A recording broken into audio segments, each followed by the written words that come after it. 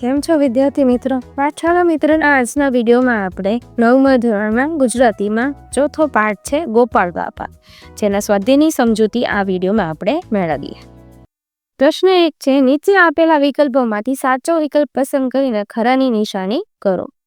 પેલું છે એમાં આ તમારી પડખેના દીપડા ન રંજાડે તોય ઘણું છે. આ વાક્ય કોણ બોલે છે? તો એમાં આવશે સી. આ વાક્ય છે ગોપાળદાસ બોલે છે. બીજું છે મહારાજા સયાજી રાવમાં કઈ શક્તિ હતી? તો એમાં આવશે ટી. માણસને પારખવાની શક્તિ હતી.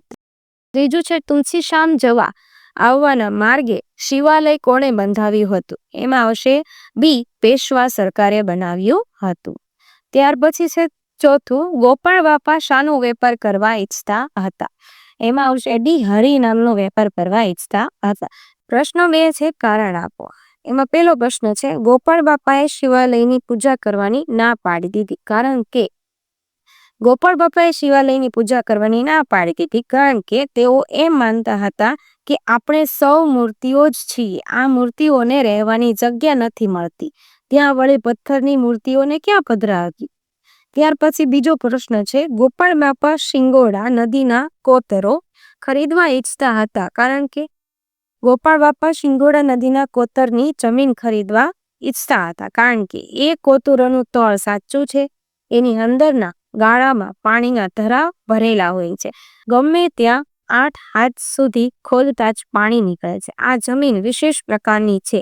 જો શિંગોડા નદીના પાણીના માર્ગને કોઈક રીતે રોકીએ તો આ કોતરોમાં બનારસી લંગડો પાકે અને ગરીબોના અમરફળ જેવા બોર ઢગલે ઢગલા ઉતરે તેમ છે. ત્યાર પછી છે પ્રશ્ન નંબર 3, નીચેના પ્રશ્નોના 7-8 લીટીમાં છે એ ઉત્તર લખો. પેલું છે એમાં પાઠના આધારે સયાજીરાવ ગાયકવાડ વિશે 7-8 વાક્ય લખો. મહારાજા શ્રીમંત સયાજીરાવ ગાયકવાડની ગોપાળ બાપા સાથેની વાતચીત દરમિયાન જ્યારે ગોપાળ બાપા તમારી પડખેના દીપડા ન રંજાડે તોય ઘણું છે એમ સયાજીરાવને કહે છે, ત્યારે પોતાના સૈનિકો વિશે ઘસાતું બોલનાર ગોપાળ બાપાને તેઓ કોઈ ઠપકો કે સજા આપતા નથી. સયાજીરાવની માણસને પારખવાની શક્તિ ગજબની હતી. ગોપાળ બાપા પ્રામાણિક અને નિષ્ઠાવાન છે એમ જાણી સયાજીરાવ ગાયકવાડે એમને કોતરની જમીન લખી આપી, ઉપરાંત ખેતી ખાતા તરફથી મદદની ખાતરી આપી. ગોપાળ બાપાએ અપૂજ મંદિરનો બંદોબસ્ત કરવાની ના પાડી, છતાં તેઓ ગુસ્સે થવાને બદલે તેમની વાતને ઉદારતાથી સમજે છે. ત્યાર પછી છે બીજો પ્રશ્ન, ગોપાળ બાપાનું પાત્ર લેખન કરો. ગોપાળ બાપા નિષ્ઠાવાન અને નીડર હતા.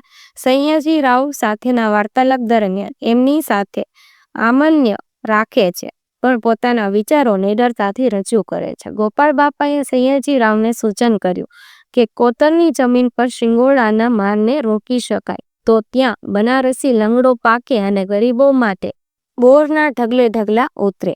એમના સૂચનમાં ખેતીનું જ્ઞાન અને ગરીબોનું ભલું કરવાની ભાવનાનું દર્શાય થાય છે. વળી તમારી પડખેના દીપડા ન રંજાડે તોય ઘણું છે એમ નિડરતાથી કહી દે છે. પૂજાનો બંદોબસ્ત કરવાનો પણ અસ્વીકાર કરે છે. તો ત્યાંય મૂર્તિને નામે સૌને આશરો મળે તેવું કરજો એવા સયાજીરાવના સૂચનને સહર્ષ વધાવે છે. ગોપાળ બાપા મિત્ર ધર્મ જાણે છે. એમાં ક્યાંય દિલચોરી નહીં, ક્યાંય સ્વાર્થ વૃત્તિ નહીં અને ક્યાંય બેફાઈ નહીં. ગુરુ માંડણ ભગતની આજ્ઞાથી હરિ નામનો વેપાર કરતા તે એક નિસ્વાર્થ પરોપકારી અને સાચા સમાજ સેવક હતા.